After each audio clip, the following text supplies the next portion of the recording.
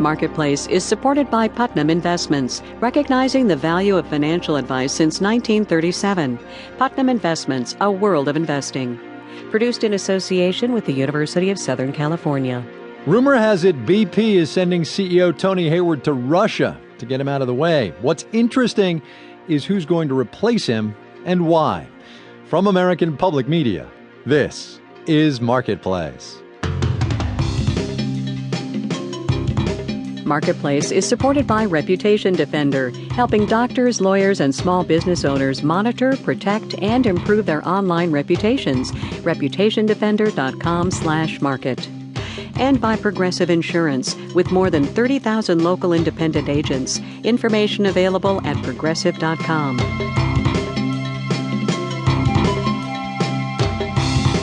From the Frank Stanton Studios in Los Angeles, I'm Kai Ryssdal. Glad to have you with us on this Monday, everybody. It is the 26th of July today. By this time tomorrow, we are going to know how much the oil spill took off BP's bottom line the past 3 months. Second quarter earnings are due out in the morning. Although that's not the BP buzz today. Spill-related losses will be in the billions of dollars. We've known that was coming. We also knew the real BP news today was coming at some point, too. CEO Tony Hayward is said to be on his way out. The company isn't commenting, but it's widely expected that Robert Dudley will be named to succeed him. Not only has Dudley spent the last month or so running BP's response to the spill, he's an American, and he grew up down on the Gulf Coast. Marketplace's Elisa Roth has more now on why that might matter. It's not a big surprise that BP is looking to bring in a new CEO. The current one has hardly endeared himself to anybody in this crisis, from Washington to the Gulf Coast. What's more surprising is that his presumed successor, Robert Dudley, isn't British, but American. It shouldn't make a difference. But this catastrophe has become highly charged and highly emotional. Mark Lipton is a management professor at the New School. He says BP's presumed choice is significant. To have not only an American, but an American who spent significant time in the South is highly symbolic. BP is based in London, but about a third of its wells, refineries, and other business are in the U.S., and so are 40% of its shareholders.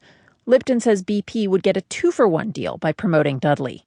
Not only put somebody in who's perceived of as very different, American, but perceived as similar to us, American. That perception may be important, but some people say it misses the larger point. Jeffrey Sonnenfeld is a professor at the management school at Yale. He says nationality is irrelevant. What matters is whether the CEO can do the job. Independent of your own situation is your training, your skill, and your competence. We don't care about his country or origin or what town he grew up in. Dudley worked for Amoco, which is an American company, before he came to BP. No matter what happens tomorrow, the old CEO will likely stay in place until October. I'm Elisa Roth for Marketplace. If this is Monday, it must be time for some more contradictory numbers about the housing market. The Commerce Department said today that sales of new homes jumped almost 24% last month. Lovely, till you read the fine print. The rebound followed a huge decline in May, brought about by the end of that first-time homebuyer tax credit you heard so much about.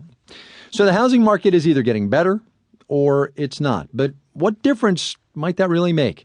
We asked Marketplace's Amy Scott to find out exactly how housing fits into the economy these days anyway. For a while there, the housing market was showing signs of recovery. But last month, sales of existing homes fell about 5%. And despite a monthly boost in new home buying, sales were down more than 16% compared to the year before. The question, of course, is why are things starting to slump again? And the answer is, of course, that the reasons the market was bouncing in the first place have come to an end. That's Christopher Thornburg of Beacon Economics. One good thing about a shrunken housing market is that another slump can't do as much damage to the overall economy. Carrie Leahy is with Decision Economics. He says in 2006, new home construction made up 6% of GDP. Now it's 2%. So right now, this sector is only 1/3 the size of what it was 4 years ago, which is an extraordinary development.